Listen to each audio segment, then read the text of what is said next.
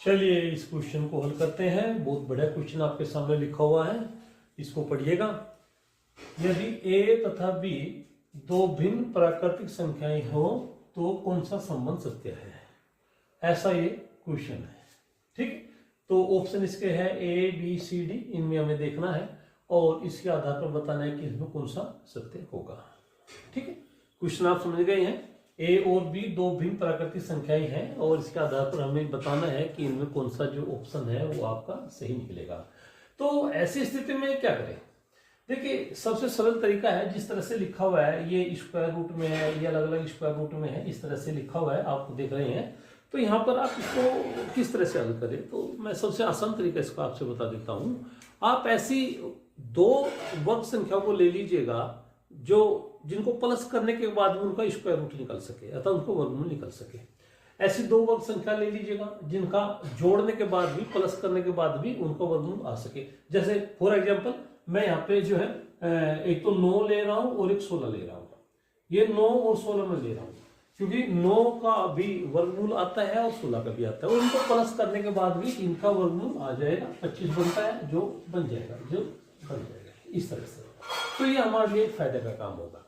ठीक है ना, आप और संख्या भी ले सकते हैं, यहाँ पे 36 ले सकते हैं, 36 ले सकते हैं और 64 ले सकते हैं, ऐसा ले सकते हैं। 36 64 अलग अलग का भी स्क्वायर रूट बनता है और प्लस करने के बाद भी स्क्वायर रूट बन जाता है। तो इस तरह की संख्या ले लीजिएगा, या तो आप इस ग्रुप को ले लीजिएगा और या आप इसको ले लीजिएगा, आपको फायदा होगा। तो देखिएगा यहाँ पे, इसी में मैं समझा रहा हूँ आपसे।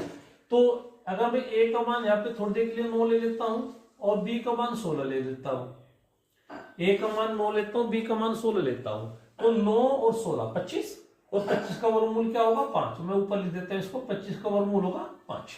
ऐसे फिर यहाँ पे a का मान आपने 9 लिया तो कितना बनेगा 3, और b का मान आपने क्या लिया 16, ये बनेगा 4। तो इस आप देखिए इधर तो 5 है और इधर 3 + 4 7 हो गया। तो ये आपका शो करता है कि 5 जो है वो 7 से बड़ा होता है, तो ये तो गलत हो गया। ठीक है, इसका मतलब ये कैंसिल। दूसरे में इसी तरह से चलिएगा। आपने a का मान लिया था 9 और b का मान लिया था 16। 9 + 16 25, जो किसका वर्ग होता है 5 का, और यहाँ पे 9 जो आएगा 3 और ये 16 जो आएगा 5, और ये हो गया हमारे पास जो है 7, इधर हो गया 7 और इस तरफ है यहाँ पे 5। तो 7 जो है, ये 7 जो है 5 से बड़ा होता ही है ना। इधर 7 हमारे पास हो गया है और ये 5 है, और ये साइन शो करता है कि जो 7 है, ये जो 7 है इसका मान हमेशा ही 5 से बड़ा होता है। तो ये आपका ऑप्शन जो है ये राइट हो गया। तो इस तरह से आपने ऑप्शन के ऊपर ही हल कर दिया इसको, ये अलग से आपको जाना नहीं पड़ेगा।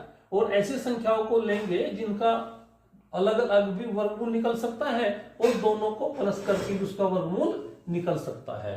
तो इस तरह से बड़ी तेजी से आप हल कर सकते हैं और कोई समस्या आने वाली नहीं है। आपको यहाँ पे बड़े आसानी से नंबर मिल सकते हैं। ये मध्यम स्तर के जो पेपर होते हैं और उनमें इस तरह का क्वेश्चन आ सकता है, क्योंकि पहले बड़े पेपरों में आता था, अब ये छोटे पेपरों का मतलब क्वेश्चन हो गया है और आप यहाँ से अपने नंबर इकट्ठे कर सकते हैं। Thank you.